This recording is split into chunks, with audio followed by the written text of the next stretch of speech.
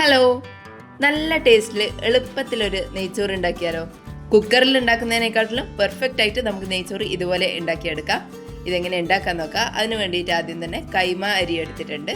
നെയ്ച്ചോറെല്ലാം ഉണ്ടാക്കുന്ന സമയത്ത് ഇതുപോലെ ചെറിയ അരി എടുത്താലായിരിക്കും നല്ല ടേസ്റ്റ് ഉണ്ടാവുക. ഇനി ഇത് നന്നായിട്ട് കഴുകിയിട്ട് കുറച്ച് സമയം കുതിർത്ത് വെക്കാം. ഇനി ഒരു പാത്രത്തിൽ 1 കപ്പ് അരിക്ക് 1.25 കപ്പ് വെള്ളം എന്നുള്ള രീതിയിൽ വെള്ളം ഒന്ന് തിളപ്പിക്കാൻ വേണ്ടിയിട്ട് വെക്കാം. ഇനി വേറൊരു പാത്രത്തിലേക്ക് കുറച്ച് ഓയിൽ ഒഴിച്ചു കൊടുക്കാം. ഓയിലൊന്ന് ചൂടായി വരുന്ന സമയത്ത് ഇതിൻ്റെ അകത്തേക്ക് കുറച്ച് കാഷ്യൂ നട്ട്സ് ഇട്ടിട്ട് ഒന്ന് റോസ്റ്റ് ചെയ്തിട്ടെടുക്കാം. കാഷ്യൂ നട്ട്സിന്റെ കളറ് മാറി വരുന്ന സമയത്ത് കുറച്ച് ഉണക്കമുന്തിരി കൂടി ഇട്ട് കൊടുക്കാം. രണ്ടും കൂടി നന്നായിട്ടൊന്ന് മൂപ്പിച്ചെടുക്കാം.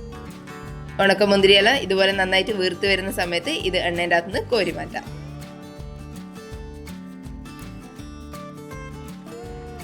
ഇനി അതേ ഓയിലിലേക്ക് തന്നെ ഒരു മീഡിയം സൈസ് സവാള ചെറുതായിട്ട് വളരെ തിന്നായിട്ട് അരിഞ്ഞിട്ട് ചേർത്ത് കൊടുക്കാം.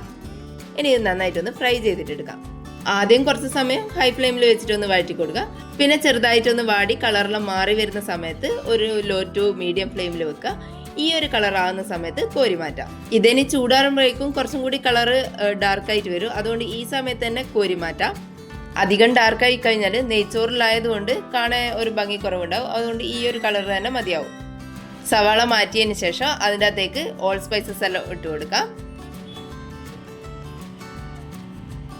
ഇനി ഇതെല്ലാം കൂടി എണ്ണയിലിട്ടിട്ട് ചെറുതായിട്ടൊന്ന് മൂപ്പിച്ചെടുക്കാം.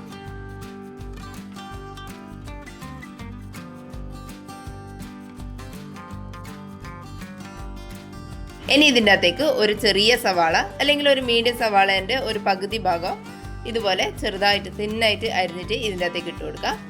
ഇനി ഇത് ചെറുതായിട്ടൊന്ന് വഴറ്റിയെടുക്കാം. സവാളേൻ്റെ കളറൊന്നും മാറേണ്ട ആവശ്യമില്ല, ചെറുതായിട്ടൊന്ന് വാടി വന്നാൽ മതി. ഇനി അതിൻ്റെ അകത്തേക്ക് നമ്മൾ കഴുകിയിട്ട് ഒരു 1/4 മണിക്കൂർ നേരം കുതിർത്ത് വെച്ച അരി നന്നായിട്ട് വെള്ളം ഊറ്റിക്കളഞ്ഞതിന് ശേഷം ഇതിൻ്റെ അകത്തേക്ക് ഇട്ട് കൊടുക്കാം. ഇനി ഒരു മീഡിയം ഫ്ലെയിമിൽ വെച്ചിട്ട് ഈ അരി ചെറുതായിട്ടൊന്ന് വറുത്തെടുക്കാം. ഇത് വഴറ്റുന്ന സമയത്ത് തന്നെ ഒരു 3 ടേബിൾ സ്പൂൺ നെയ്യ് കൂടി ഇതിൻ്റെ അകത്തേക്ക് ഒഴിച്ചു കൊടുക്കാം. അരി നുറുങ്ങിപ്പോകാത്ത വിധത്തിൽ മെല്ലെ മെല്ലെ ഒന്ന് വഴറ്റിയിട്ടെടുക്കാം. ഒരു 4-5 മിനിറ്റ് നേരം ഇതുപോലെ ഒന്ന് വഴറ്റി കൊടുത്തതിന് ശേഷം നമ്മൾ തിളപ്പിച്ച് വെച്ചിട്ടുള്ള വെള്ളം ഇതിൻ്റെ അകത്തേക്ക് ഒഴിച്ചു കൊടുക്കാം.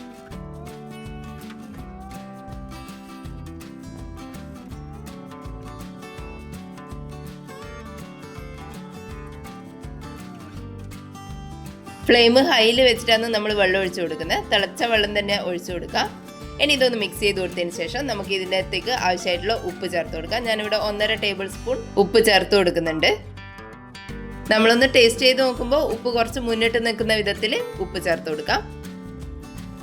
ഇനി ഇതൊന്ന് മിക്സ് ചെയ്ത് കൊടുക്കാം. ഇനി ഇതിൻ്റെ അകത്തേക്ക് ഒരു ചെറുനാരങ്ങ പിഴിഞ്ഞത് ഒഴിച്ചു കൊടുക്കാം.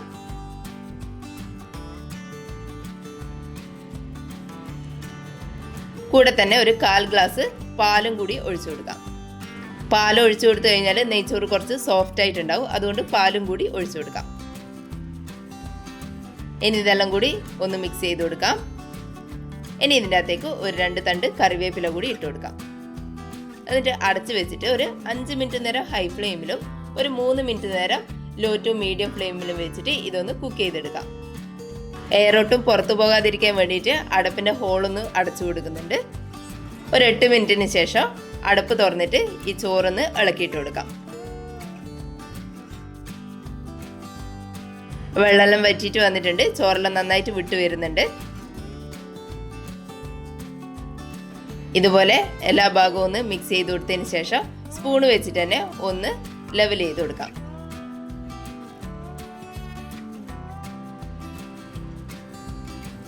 ഇനി ഇതിലേക്ക് നമ്മൾ ഫ്രൈ ചെയ്ത് വെച്ചിട്ടുള്ള സവാളയും അതിൻ്റെ കൂടെ തന്നെ കുറച്ച് കറിവേപ്പിലയും കുറച്ച് മല്ലിയില ചെറുതായിട്ട് അരിഞ്ഞതും പിന്നെ നമ്മൾ ആദ്യം ഫ്രൈ ചെയ്ത് വെച്ചിട്ടുള്ള കാഷ്യൂ നട്ട്സും ഉണക്കമുന്തിരിയും കൂടി ഇതിൻ്റെ മേലെ ഇട്ട് കൊടുക്കാം.